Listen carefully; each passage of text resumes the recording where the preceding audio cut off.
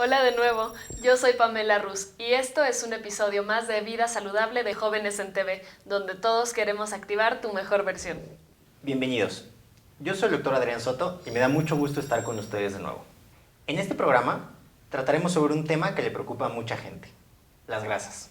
Y como con cualquier otro tipo de nutriente, no solo no es peligroso consumirlas, de hecho, son excelentes para nuestra salud, siempre y cuando se consuma de fuentes saludables y en cantidades adecuadas. El tema de hoy causa mucha confusión y está lleno de creencias y falsedades. Para resolver esto tendremos entrevistas con expertos, cápsulas y mucha información útil para que aprendas a consumir grasas, pero de la manera más saludable. Comenzamos. Las grasas son esenciales para la vida. Las membranas de absolutamente todas las células están hechas con grasas. Los cables con los que se comunican nuestras neuronas, algunas hormonas y muchísimas sustancias necesarias para nuestro cuerpo también están hechas con grasas. Sin embargo, debido a su alto contenido energético y a que existen muchos alimentos ricos en grasas malas para la salud, mucha gente les tiene miedo o creen que hacen daño. Esto es falso. Las grasas no son ni buenas ni malas en sí mismas. Como con todo lo demás, hay versiones buenas y versiones malas para nuestro organismo. Muchas comunidades humanas han llevado dietas altas en grasa por muchísimos años sin que esto haya representado un problema para su salud. Vamos a ver una cápsula al respecto. Se les denomina Inuit a las culturas originarias de la región ártica del norte del continente americano, especialmente a las que habitan en la región de Alaska y Groenlandia. Anteriormente, los Inuit eran conocidos como esquimales, la palabra con la que ellos mismos se definen. Inuit significa la gente. Por su situación geográfica, la cocina tradicional Inuit consiste especialmente en platillos cocinados con productos marinos, pescados, mariscos y mucha grasa que obtienen de la caza de focas. Desde la década de los 70 del siglo pasado, se ha estudiado la dieta Inuit, dado el efecto preventivo que generan en su población el consumo de grasas marinas sobre enfermedades cardiovasculares como trombosis y arteriosclerosis. Según reportes del Centro de Atención Primaria de Salud de Nuuk, en Groenlandia, la comunidad Inuit presenta una baja incidencia de cardiopatía isquémica. Según un muestreo de análisis hepáticos y autopsias de rutina, la población Inuit muestra alta concentración de ácidos grasos, monoinsaturados y poliinsaturados omega 3 en el tejido adiposo, al mismo tiempo que muy pocas lesiones en las arterias coronarias y, por lo tanto, niveles normales de presión sanguínea. Estos factores mantienen a los Inuit lejos de padecimientos como la hipertensión. La comida tradicional Inuit es ejemplo de cómo altos niveles de ácidos grasos omega 3 pueden contrarrestar los efectos nocivos de una dieta alta en otro tipo de grasas, como las procesadas. En los 90s, la Escuela de Dietética y Nutrición Humana de la Universidad McGill en Montreal, Canadá, realizó un estudio en el que mostraba cómo la disminución del uso de alimentos tradicionales de la dieta Inuit frente a la cada vez mayor presencia de alimentos industrializados que aportan más calorías y grasas trans provocó problemas de salud en sus habitantes. Esto lleva a pensar que el gran problema para la salud es la ingesta indiscriminada de productos industrializados. Entonces, ¿qué es lo que hace que los pueblos inuit no tengan tantas enfermedades cardiovasculares como nosotros, aunque su consumo de grasa sea elevado? La respuesta está en el procesamiento al que someten los alimentos antes de consumirlos. Los alimentos industrializados suelen ser altos al mismo tiempo en grasas y en azúcar, y esta combinación casi no existe en la naturaleza. Además, durante su procesamiento, muchos de esos ácidos grasos se oxidan o cambian sus propiedades químicas. Aunque la dieta de los Inuit es muy alta en grasas, es muy baja en alimentos procesados. Vamos a platicar con la doctora Ivette Cruz para aprender más sobre esto. Estamos con Ivette Cruz, quien ha investigado el metabolismo de los lípidos en los mexicanos durante varios años. Ivette, bienvenida, muchas gracias por estar con nosotros. Muchas gracias por la amable invitación, es un honor. Ivette, ¿cómo podemos saber si tenemos un problema en el metabolismo de las grasas? En realidad, si conoces el nivel de tus grasas en sangre, es relativamente fácil. Conociendo el nivel de tu colesterol bueno, de tu colesterol malo y la concentración de triglicéridos que tienes en sangre, es posible detectar estas alteraciones en el metabolismo de las grasas a las que los médicos les denominamos dislipidemias. Todo adulto de 20 años en adelante debe conocer sus niveles o inclusive antes de los 20 años si sabe que pertenece a una familia con problemas genéticos de las grasas. Ivette, si las grasas no son malas, ¿por qué algunos alimentos altos en grasa son malos para nuestra salud? Aquí yo no hablaría de bueno o malo. En realidad, todos los alimentos y sobre todo las grasas forman parte importante de nuestro organismo, pero el consumo en exceso de algunos alimentos altos en grasa, sobre todo las grasas saturadas, que debemos consumirlas en un porcentaje menor al 7%, o las grasas denominadas trans, que también se deben de consumir en un porcentaje muy, muy bajo, son las que realmente se han asociado a eventos cardiovasculares como infartos cerebrales, infartos en el corazón, y el consumo de grasas de otra índole, como las grasas monoinsaturadas o las grasas poliinsaturadas que encontramos en una gran variedad de alimentos como el aguacate y las semillas, son las que son más recomendables y tienen que estar en una dieta saludable. Aún así, el límite máximo de consumo de estas grasas es menor al 10%. Entonces, depende qué tipo de grasa consumas y la cantidad que consumas, lo que va a determinar tu salud cardiovascular. Ivette, ¿las enfermedades de grasas altas en la sangre se heredan y cómo se puede detectar eso? Como tú mencionas, las enfermedades de grasas altas en la sangre, a lo que nosotros les llamamos dislipidemias, pueden ser generalmente secundarias a una dieta inadecuada, al consumo excesivo de alcohol, a la inactividad física, a algún fármaco o alguna enfermedad tan común como la diabetes o como el hipotiroidismo. Pero otras sí van a tener una causa genética y se pueden heredar. Por nombrar algunas de ellas está la hipercolesterolemia familiar, que es de muy alto riesgo para que te infartes. Está la hipertrigliceridemia familiar, niveles muy altos de triglicéridos, otra grasa distinta a colesterol. Ya estamos hablando de pacientes que tienen triglicéridos arriba de 5,000, cuando lo normal es menos de 150, imagínense. Entonces, todos estos son nombres médicos de enfermedades altas en grasa, tanto de colesterol como de triglicéridos.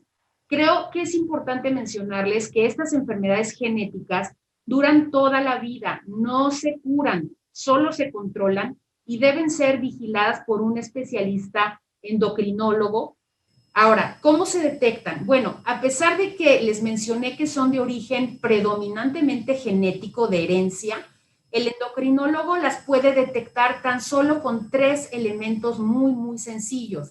El primero, pues, es conociendo tu nivel de grasas en sangre y el nivel de grasas en sangre de tus familiares cercanos. Segundo, va a indagar cuáles son tus antecedentes cardiovasculares y también los de tu familia, conocer la historia familiar de antecedentes de infartos, de pancreatitis, de infartos en el corazón. Y finalmente el tercero es cuando te revise clínicamente en el consultorio. ¿Qué tan común es en México tener alguna enfermedad vinculada con grasas altas en la sangre? ¿Se puede hacer algo para controlarlo o prevenirlo desde la juventud? Fíjate que el 61% de toda la población mexicana tenemos niveles de colesterol bueno por debajo de los límites aconsejables, por debajo de 40 miligramos sobre decilitro. La población mexicana somos genéticamente susceptibles a tener alteraciones que bajan o mutaciones que bajan el colesterol bueno de nuestra sangre.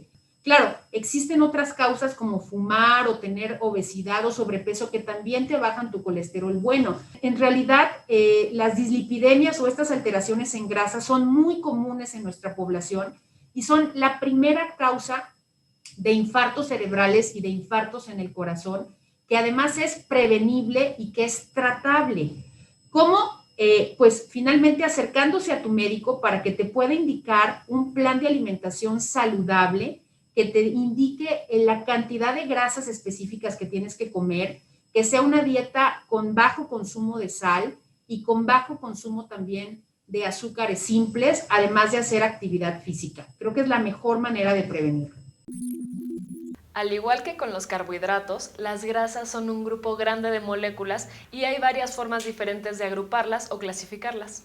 Las que realmente son peligrosas y por lo tanto debes conocer y evitar son las grasas trans.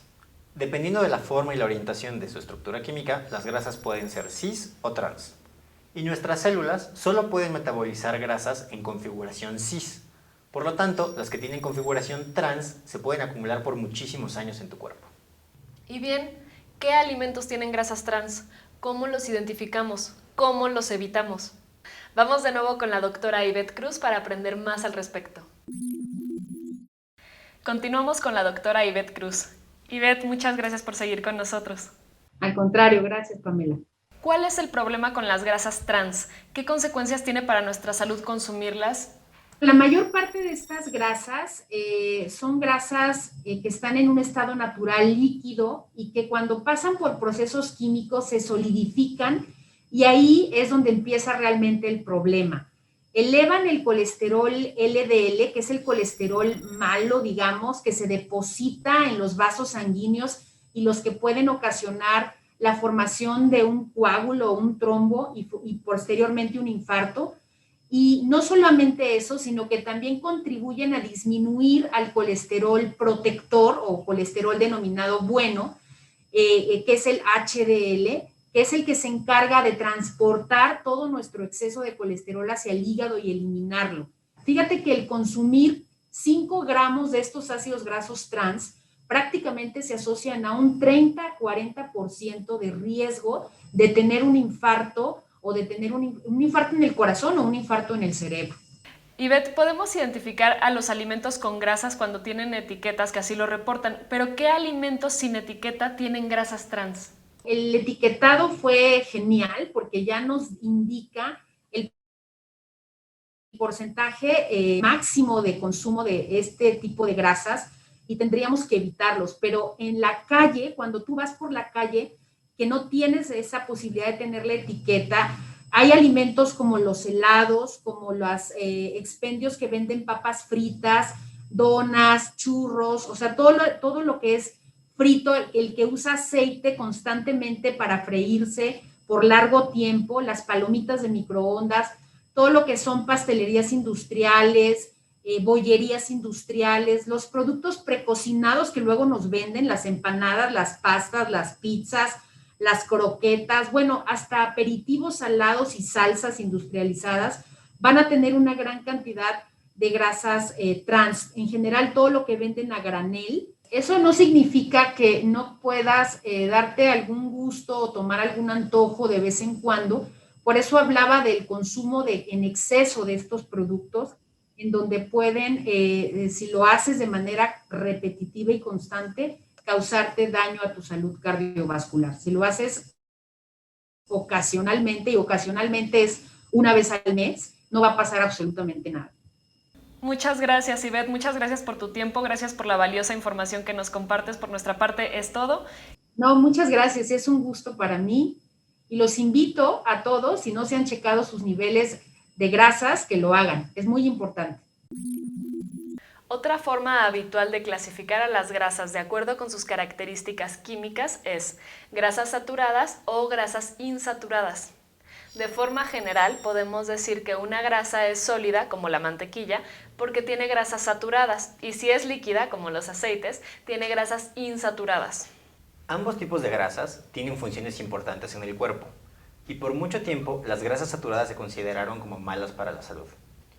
Sin embargo, esto ha ido cambiando en los últimos años, y su influencia en el desarrollo de las enfermedades sigue en estudio. Un estudio realizado en la Universidad de Ohio en el 2019 demostró que tener más grasa saturada en nuestros alimentos no necesariamente se traduce en más grasa saturada en nuestra sangre. Es decir, incluso si fuera cierto que las grasas saturadas aumentan el riesgo de padecer enfermedades cardiovasculares, reducir el consumo de alimentos que son altos en grasas saturadas no necesariamente nos va a ayudar a reducir ese riesgo. Al igual que cuando hablamos de vitaminas o aminoácidos, hay tipos de grasas que son esenciales, es decir, nuestras células las necesitan para algunas de sus tareas, porque nuestro cuerpo no se producen. Por lo tanto, es necesario que los obtengamos en los alimentos. Platicaremos ahora con la maestra Tania Viveros, de la Unidad de Investigación de Enfermedades Metabólicas del Instituto Nacional de Ciencias Médicas y Nutrición Salvador Subirán. Tania, ¿cuál es la diferencia entre omega 3 y omega 6? Tanto el omega 3 como el omega 6 son ácidos grasos poliinsaturados y estos tienen la característica de tener dos dobles enlaces entre sus dos cadenas de carbono, es decir, en su molécula. Y bueno, específicamente los ácidos grasos omega 3 tienen el primer doble enlace en el carbono 3, mientras que los ácidos grasos omega 6 lo tienen en el 6. Y bueno, pues esto resulta en un comportamiento biológico distinto. ¿Y qué funciones tienen en nuestro cuerpo estos omegas? Ambos son potentes mensajeros químicos sumamente importantes en las respuestas inmunitarias y en las respuestas inflamatorias, y también son importantes para la función del sistema nervioso central. Por ejemplo, los ácidos grasos omega 3 disminuyen la concentración de triglicéridos en la sangre de un 20 a un 50%, mientras que los ácidos grasos omega 6 disminuyen la concentración de colesterol en la sangre. Es muy importante el tenerlos ambos en nuestro organismo, en nuestro cuerpo. Tania, ¿qué alimentos son ricos en grasas, en omega 3 y omega 6? Pues estos ácidos grasos son considerados esenciales, ya que no pueden ser sintetizados en el organismo, lo que esto nos obliga a tener que consumirlos en la dieta. Y entre los omega 6, el ácido linoleico, que es el más abundante en la dieta, las principales fuentes son aceites vegetales como de cártamo, girasol, maíz y soya, y sin embargo al exponerlos al calor se modifican en su estructura y se convierten en grasas saturadas. Por ello es importante que su empleo para freír alimentos pues debe ser evitado. Y por otro lado, los ácidos grasos omega 3 son derivados del alfa-linoleico, el cual se encuentra en el aceite de soya, en el de linaza, en el de canola y nueces, así como también en pescados de aguas frías como el salmón y la trucha. Tania, ¿qué hay de los suplementos? ¿Son buenos y quién debe tomarlos? En cuanto a los omega 3, fíjate que para que podamos nosotros observar el efecto en la disminución de los triglicéridos, pues se requieren dosis altas de omega 3, ¿no? Más o menos más de 3 gramos al día. Y pues esto es difícil de consumir por medio de la dieta, ¿no? Es difícil que se alcance estas dosis que se requieren. Por eso es que sí es necesario pues utilizar suplementos, ¿no? En general también se recomienda que la población en general consuma pescado por lo menos 2 veces a la semana. Y en cuanto a los omega 6, pues en este momento no hay suficiente información científica para determinar un rango de dosis apropiado para su suplementación. Muchísimas gracias, Tania. Gracias por esta información que nos compartes, que es valiosísima para los jóvenes que nos están viendo. No sé si gustas agregar algún comentario, algún mensaje para los jóvenes. Solo que hay que cuidar mucho pues los alimentos que consumimos a diario. Gracias a ustedes. Como mencionamos antes, el calor y otras formas de procesamiento pueden convertir a un buen tipo de grasas en un mal tipo de grasas, al oxidar sus moléculas o cambiar su estructura química. Muchas veces utilizamos grasas al momento de cocinar otros alimentos, como cuando los freímos, por ejemplo, o los añadimos a salsas y aderezos. Y no todas las fuentes de grasa tienen la misma capacidad de mantener sus propiedades y sus estructuras químicas a temperaturas elevadas. Para comparar la resistencia al calor de las grasas en los alimentos, podemos observar sus puntos de humeo. Entre más alto, mejor. El punto de humeo es la temperatura a la que un aceite comienza a sacar humo. Con este experimento podemos comprobar cómo el aceite de girasol empieza a humear a una temperatura más baja que, por ejemplo, el aceite de oliva.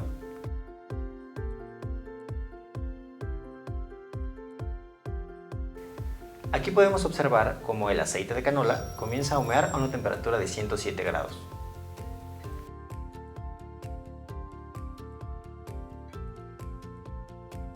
La manteca tiene su punto de humeo a los 177 grados centígrados.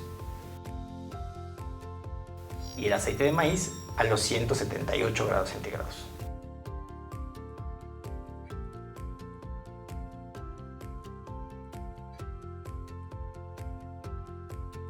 El aceite de aguacate a los 204 grados centígrados.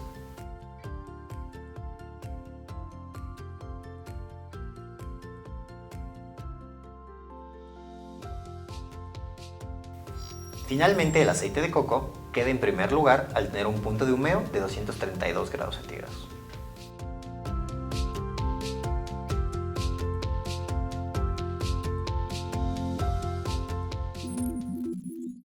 De cualquier forma, e independientemente del tipo de grasa que uses para cocinar, recuerda que reciclar el tipo de aceite que uses para cocinar siempre será mala idea.